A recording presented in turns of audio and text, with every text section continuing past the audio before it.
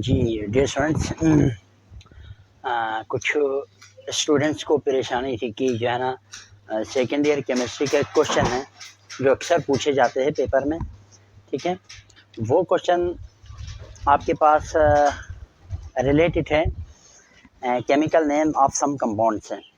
ठीक है, आपको क्वेश्चन कुछ इस तरह दिया हुआ है, refer to the list of given compound, और compound A B C D compound दिए हुए होते हैं आपके पास और उनका स्पेसिफिक नेम होता है। ठीक है, और उसके बाद कुछ क्वेश्चंस आपसे पूछे जाते हैं पेपर में। आज हम देखेंगे कि ये जो क्वेश्चन है वो आप कैसे हल करेंगे और किस हिसाब से आप इसका आंसर लिखेंगे। तो पहला आपके पास है जी compound A B C D और उनके जो स्पेसिफिक नेम है वो आपके पास गिवन है। ए के नीचे कार्नेलाइट, बी के नीचे ब्लू विट्रियोल, सी के नीचे पोटाश और डी के नीचे बेराइट्स। ठीक है, पहला जो क्वेश्चन है वो मैंने यहाँ पे लिखा है। पहला जो क्वेश्चन आपसे पूछा है वो ये है कि right chemical formula of A and D. ये जो मैंने क्वेश्चन यहाँ पे लिखा है वो आपके पास 2021 अगर आप पेपर ले लें उसका क्वेश्चन नंबर सेक्शन बी के क्वेश्चन नंबर 2 जो है ना पार्ट 1 है। उसमें आपसे पूछा गया है कि right chemical formula of A and D. यहाँ पे ए के तौर पर हमारे पास कार्नेलाइट है और बी के तौर पर हमारे पास डी के तौर पर हमारे पास बेराइट्स हैं। ठीक है, और ए और डी का हमने केमिकल फार्मूला लिखना है। तो ए का हमारे पास जो कार्नेलाइट है उसका फार्मूला ये होता है आपके पास KCl डॉट, इसके बाद आपके पास MgCl2 और साथ साथ में इसके पास से जो है ना 6 वाटर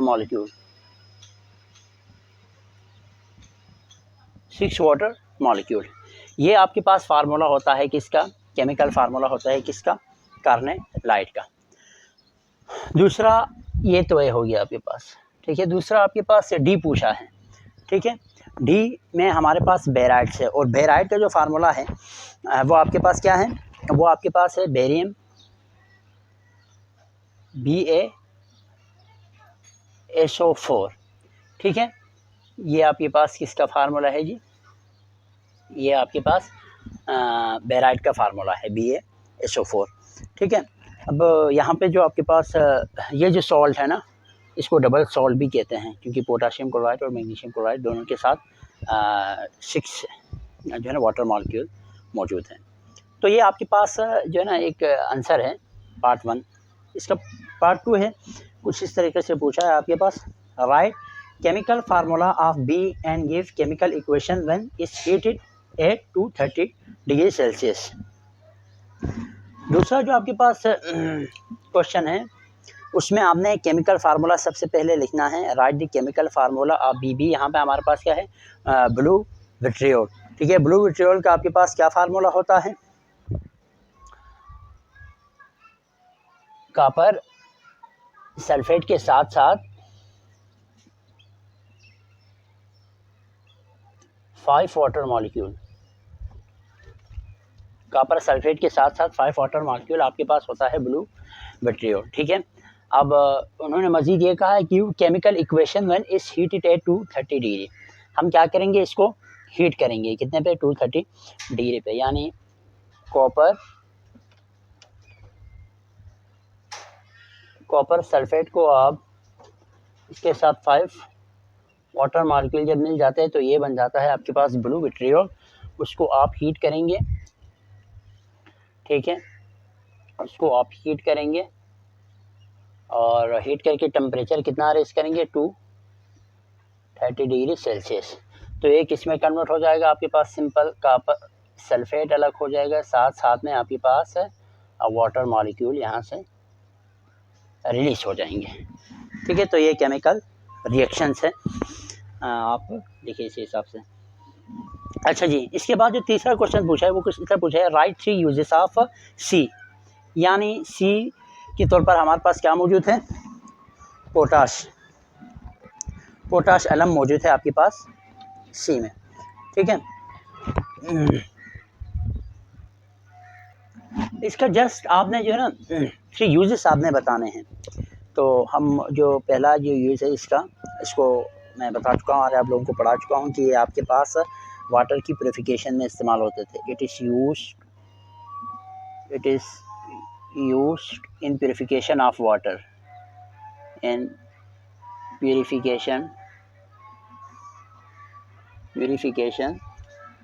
ऑफ वाटर। ठीक है। दूसरा, ये आपके पास जो हाइट्स वगैरह नहीं होते जिसे हम जो है ना खाल कहते हैं, उसकी टनिंग में इस्तेमाल होते हैं। इन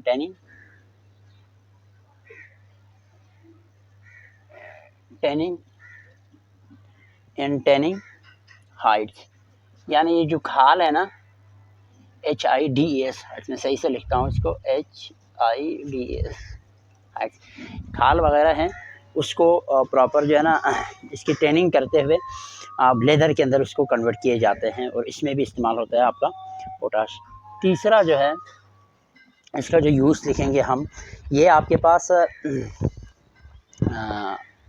वाटर जो क्लॉथ है ना उसको वाटर प्रूफ बनाने के लिए इस्तेमाल होते हैं। यानी आप इस तरह लिखेंगे, इन मेकिंग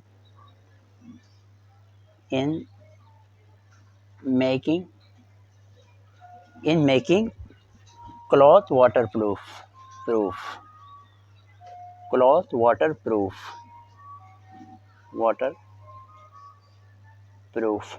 ठीक है, ये 3 आप याद रखें। अगर भूल जाते हैं इस पर चौथा भी आप ऐड कर सकते हैं। इसमें चौथा आप ये ऐड करें कि जो है ना आपके पास एज ए मॉडर्न के तौर पर इस्तेमाल होते हैं डाइंग प्रोसेस में।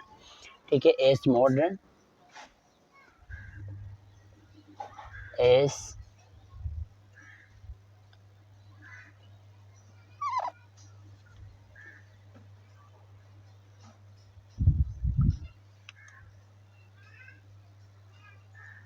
इन डाइंग प्रोसेस, यानी इसका मतलब ये है एज मॉडर्न इन डाइंग प्रोसेस, यानी जो आप कपड़ों को रंग देते हैं ना, डिफरेंट कलर आप कपड़ों को दे देते हैं, उसमें प्रॉपर बॉन्डिंग के लिए वो जो कलर है वो और फैब्रिक्स के दरमियान बॉन्डिंग के लिए ये जो केमिकल इस्तेमाल होते हैं, तो उसको बोलेंगे आप एज मॉडर्न इन डाइंग प्रोसेस। तो ये इसका प्रॉपर आंसर बनता है।